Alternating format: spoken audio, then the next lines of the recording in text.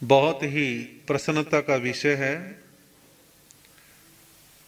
हमारे नवयुग सुधारक, उत्तर भारतीय प्रवर्तक, परम श्रद्धेय भंडारी श्री पदम चंद्र जी महाराज का विजयदशमी दशहरा जैसे पवित्र दिवस पर उनका पावन जन्मदिन पूरे देश में श्रद्धालु लोग मना रहे हैं। मेरा परम सौभाग्य रहा है कि मैंने श्रद्धेय भंडारी श्री पदम चंद्र जी महाराज के दर्शनों और उनके पावन सानिध्य और उनसे चर्चा वार्ता करने का अनेक बार मुझे प्रसंग प्राप्त हुआ है। ये मेरा सौभाग्य है। श्रद्धेय भंडारी श्री पदम चंद्र जी महाराज का जन्म हरियाणा में हलालपुर नाम के गांव के अंदर हुआ। बालपन में वैराग्य की प्राप्ति हुई और उनका सौभाग्य था कि उत्तर भारत के महान संतों में आचार्य श्री आत्माराम जी महाराज और प्राकृत और संस्कृत के उद्भट विद्वान श्रद्धेय हेमचंद्र जी महाराज का पावन सानिध्य तो मिला ही मिला, उनके चरणों में जैन भागवती दीक्षा अंगीकार करने का भी सौभाग्य प्राप्त हुआ। दीक्षा ग्रहण करने के तुरंत पश्चात श्रद्धेय भंडारी पदम चंद्र जी महाराज ने अपने आप को ज्ञान आराधना में समर्पित कर दिया और उनका दूसरा विषय था सेवा। ज्ञान और सेवा दोनों का उचित समन्वय करते हुए आपने अपने आप के जीवन को विकास के मार्ग पर बढ़ाया। और श्रद्धेय भंडारी श्री पदम चंद्र जी महाराज का और भी अधिक पुण्य था कि उन्हें आचार्य श्री आत्माराम जी महाराज अपने स्नेहपूर्ण संबोधन में भंडारी जी महाराज कहा करते थे। भंडारी जी महाराज क्यों कहते थे? क्योंकि वो उनके विश्वास पात्र थे। भंडारी इसलिए कहते थे कि आचार्य श्री आत्माराम जी महाराज की निजी पर्सनल जो व्यवस्थाएं थी वो भंडारी श्री पदम चंद्र जी महाराज के हाथों में थी।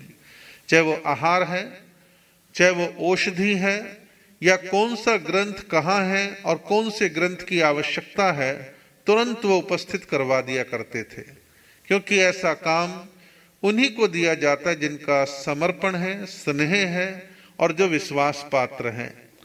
इस सेवा का सुफल, अमृत फल श्रद्धेय भंडारी पदम चंद्र जी महाराज को समय रहते मिला। उन्हें योग मिला। वाणी भूषण श्रद्धेय श्री अमर मुनि जी महाराज को शिष्य के रूप में प्राप्ति का। अमर मुनि जी महाराज की उम्र छोटी थी। भंडारी जी महाराज के सानिध्य तक वो पहुंचे। आचार्य श्री आत्माराम जी महाराज के चरणों में उनको उपस्थित किया। आचार्य श्री आत्माराम जी महाराज ने कहा कि भंडारी जी, इस वैरागी का पूरा ध्यान रखना, ये बहुत समय आने पर योग्य निकलेगा। जिन शासन की प्रभावना करेगा तुम्हारे नाम को भी रोशन करेगा। और ये बात 100% समय आने पर चरितार्थ हुई, सिद्ध हुई। ये हमने भी अपनी आंखों से देखा है। और समय आने पर श्रद्धेय अमर मुनि जी महाराज को भंडारी जी महाराज का शिष्य बनने का सौभाग्य प्राप्त हुआ। भंडारी जी महाराज ने उनके व्यक्तित्व के विकास के लिए अपने आप को पूरी तरह से लगाया, नियोजित किया। और मैंने देखा है कि भंडारी श्री पदम चंद्र जी महाराज और श्रद्धेय अमर मुनि जी महाराज दोनों की जोड़ी पंजाब में बड़ा नाम कमा रही थी। सारा पंजाब, जम्मू सब तरफ घूमे और एक समय ऐसा आया कि वो हरियाणा में आए, दिल्ली में आए, यूपी में गए। अनेक प्रांतों में उन्होंने विचरण करके जिन शासन की प्रभावना करी और श्वेतांबर स्थानकवासी परंपरा और श्रवण संघ का गौरव बढ़ाने का काम किया। परम श्रद्धेय भंडारी श्री पदम चंद्र जी महाराज का परम पुण्य था कि उनको वाणी विभूषण श्रद्धेय अमर मुनि जी महाराज जैसे सुयोग्य शिष्य का योग लगा। और मैंने स्वयं इस बात को देखा है कि अमर मुनि जी महाराज ने भंडारी जी महाराज के प्रति पूरा समर्पण भाव रख करके किस प्रकार पूरे उत्तर भारत के अंदर पूरे मान सम्मान को बढ़ाया। और आचार्य श्री आत्माराम जी महाराज ने कहा था, भंडारी जी महाराज, इस योग्य वैरागी को प्रशिक्षित करो, तैयार करो, समय आने पर दीक्षा देना। और यह समय आने पर जिन शासन की अपूर्व प्रभावना करेगा और आपके नाम को रोशन करेगा, ऐसा भविष्य में हुआ भी। इसको लोगों ने, समाज ने देखा भी है। पंजाब के अंदर खास तौर पर एक समय था, भंडारी जी महाराज और अमर मुनि जी महाराज की जोड़ी बड़ी प्रसिद्ध थी गुरु शिष्य की। जहां जाते थे हजारों की तादाद के अंदर जैन अजैन बंधु धर्म प्रवचनों के अंदर लाभ लिया करते थे और इस प्रकार से जिन शासन की पंजाब के अंदर व्यापक प्रभावना करी। और एक वो समय भी था जब 1964 के अंदर अजमेर के अंदर आचार्य श्री आनंद ऋषि जी महाराज का चादर महोत्सव और एक साधु सम्मेलन आयोजित हुआ। तो भंडारी जी महाराज और हमारे अमर मुनि जी महाराज राजस्थान पहुंचे। तो अमर मुनि जी महाराज की आवाज को सुनकर के बड़े बड़े संतों ने कहा, वाह कमाल है। और उनके भजन आमतौर पर बार बार हुआ करते थे और सब उनको सुनने के लिए तैयार रहते थे।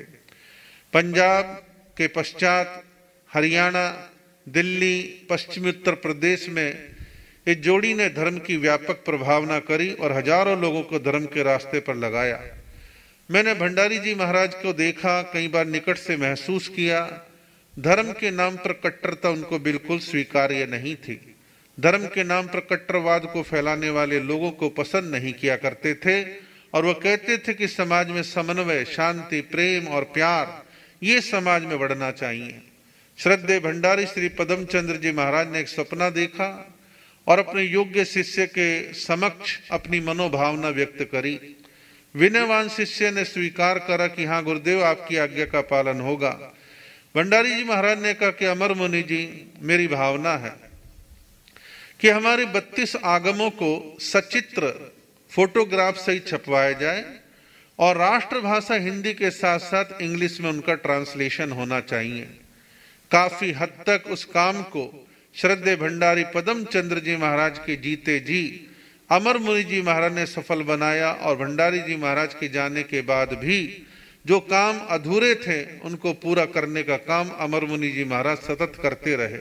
आप विचार कर सकते हैं कि श्रद्धेय भंडारी जी महाराज की भावना कहां तक थी कि हमारे आगम नई पीढ़ी और विदेशी लोगों के बीच अंग्रेजी अनुवाद के साथ पहुंचे ताकि सामान्य जनता और जो लोग इंग्लिश के जानकार हैं वो जैन धर्म की बातों को, आगमों को, भगवान के संदेश को भली प्रकार से समझ सकें।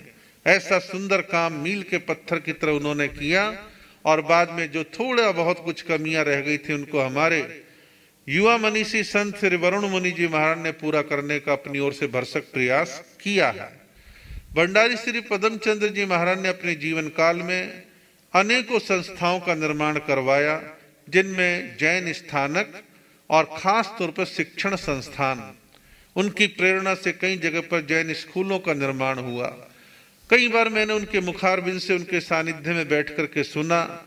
वो कहा करते थे कि मुनि जी, एक बात कहूं, एक स्कूल बनता है, सैकड़ों लोगों को रोजगार मिलता है, हजारों बच्चों को शिक्षा मिलती है और उन बच्चों में 12वीं क्लास पढ़ते पढ़ते जैन धर्म का संस्कार बिन कहे आ जाता है। संतों के समय समय पर प्रवचन होते हैं। बच्चा 12 साल की पढ़ाई के दौरान अहिंसा शाकाहार के संस्कारों को ग्रहण करता है कि वे यहाँ अंडे और नॉन वेज की कोई चर्चा नहीं है। कितना सुंदर उनका सोच था और कहा करते चीजें लंबे समय तक चलती हैं और जो धर्म और शासन की प्रभावना करती हैं। और इसी के साथ श्रद्धेय आचार्य श्री आनंद ऋषि जी महाराज ने भंडारी श्री पदम चंद्र जी महाराज के ऊंचे व्यक्तित्व को देखते हुए, अमर मुनि जी महाराज जैसे योग्य सक्षम संत के साथ देखते हुए आचार्य श्री आनंद ऋषि जी महाराज ने 1986 के अंदर उनको उत्तर भारतीय प्रवर्तक पद प्रदान किया और जितने समय तक उन्होंने शासन किया, जिन शासन की प्रभावना के सुंदर काम होते रहे। और मुझे अच्छे से याद है कि जब अंबाला में आचार्य उनका प्रवर्तक पद समारोह हुआ तो उस समय पर लगभग 17 दीक्षाएं सामूहिक रूप से हुई, जिसमें अनेक वैरागी और वैरागन थे। सुंदर काम किया। एक बार हम दिल्ली के विवेकानंद क्षेत्र में थे। श्री प्रेमचंद जी जैन, जिनका भी हाल ही में स्वर्गवास हुआ है, उनकी 3 कोठियों के बाहर सड़क रोक करके एक बड़ा प्रवचन किया गया। अच्छी तादाद में लोग थे। हालांकि उस समय भंडारी जी महाराज प्रवचन नहीं देते थे, लेकिन ना जाने उस दिन क्या मन में ख्याल आया, उन्होंने अमर मुनि से कहा कि आज मैं भी कुछ बोल दूं। बोले हाँ गुरुदेव कृपा करो। तो उन्होंने उस समय की मंद आवाज और लड़खड़ाती आवाज में कुछ बातें कही थी। खास तौर पर जिन शासन के प्रचार प्रसार की बात कही थी। उन्होंने कहा था, विवेकानंद का उल्लेख करते कि विवेकानंद ने हिंदू धर्म को 7 समंदर पार कैसे पहुंचाया। क्या जैन समाज में ऐसी प्यास है धर्म प्रचार की? उन्हें जैन धर्म के व्यापक प्रचार प्रसार की बात उन्होंने कही, और जो मैंने अपनी आंखों से देखा, अनुभव करा, कई बार चर्चाएं हुई। कोई नया ग्रंथ छपा है तो मुझे बुलाते और कहते कि मुनि जी ये ग्रंथ छपवाया है, आप इसे पढ़ना। और कई बार अपनी पीड़ा व्यक्त करते कहा करते थे कि विद्वान लोग भी ग्रंथ ले लेते हैं, पढ़ भी लेते होंगे, लेकिन कभी अपनी राय जाहिर नहीं करते। इस ग्रंथ को पढ़ करके कैसा महसूस करा, क्या नयापन देखा, ऐसा भी 4 लाइन लिख करके देने का भी कष्ट जो है वो लोग नहीं करते। मैंने खुद अपनी आंखों से देखा। दिल्ली लक्ष्मी नगर में हम रुके हुए थे। कहीं थोड़ा 2.5-3 किलोमीटर दूर कोई बौद्ध मठ था। तो उस बौद्ध मठ के अंदर स्वयं कुछ ग्रंथों को लेकर के साथ में एक आध भाई लेकर के गए और बौद्ध मठ वालों को देकर के कि हमारे जैन ग्रंथ हैं, आप भी पढ़िए। हम जब बौद्ध ग्रंथ पढ़ सकते हैं तो आपको जैन ग्रंथ भी पढ़ने चाहिए। मैंने देखा दिल्ली यूनिवर्सिटी की लाइब्रेरी में स्वयं जाते हैं और वहां के चांसलर से मिलते हैं, वहां के प्रिंसिपल से मिलते हैं, लाइब्रेरियन से मिलते हैं और जैन ग्रंथ वहां की लाइब्रेरी में रखवाते हैं, क्योंकि उनकी सोच थी आज ग्रंथ रखेंगे तो कभी ना कभी कोई ना कोई उठाएगा, पढ़ेगा, जानेगा। तो इस प्रकार जैन धर्म के प्रचार प्रसार की उनके मन के अंदर बड़ी भूख थी, बड़ी प्यास थी, चाहत थी। मैं सुनने वालों से कहूंगा, चाहे वो साधु सती हैं, चाहे श्रावक श्राविका हैं, उनके जीवन से प्रेरणा लें कि हम जिन शासन की प्रभावना के लिए कुछ करते हैं, क्या हम धर्म प्रभावना का कोई कष्ट करते हैं? हमें करना चाहिए। और ऐसे महापुरुषों को हम स्मरण करते हुए हम ऐसे भाव लाएं कि हम जिन शासन की प्रभावना में तन मन धन बुद्धि कार्यों के द्वारा जो कुछ कर सकते हैं हमें करना चाहिए। ऐसे महापुरुषों के प्रति सच्ची श्रद्धांजलि, उनके प्रति विनयान्जलि, श्रद्धा के भाव यही हो सकते हैं। और वो आपसे क्या मांगते हैं। और आज के इस आयोजन के लिए मैं उप प्रवर्तक पंकज मुनि जी महाराज और युवा मनीषी डॉक्टर वरुण मुनि जी महाराज को और अन्य संतों को बहुत बहुत साधुवाद देता हूं कि आपने जूम ऐप के अतिरिक्त अनेक संतों के वक्तव्य वीडियो क्लिप के द्वारा मंगवाए हैं। और मैं समझता हूं कि ऐसे विचार कहीं ना कहीं यूट्यूब पर रहते हैं, फेसबुक पर रहते हैं, समय निकाल के बहुत सारे लोग सुनते भी हैं। तो इस प्रकार का आपका प्रयास सुंदर है। आप भी साधुवाद के पात्र हैं। आपका चातुर्मास हिंदुस्तान के दक्षिण भारत के अंदर लास्ट कोने में कन्याकुमारी में चातुर्मास चल रहा है, लेकिन आधुनिकतम सूचना साधनों के माध्यम से, संचार माध्यमों से आपने सुंदर प्रयास किया है। पुनः एक बार साधुवाद। इन्हीं शब्दों के साथ अपने वक्तव्य को विराम देता हूं।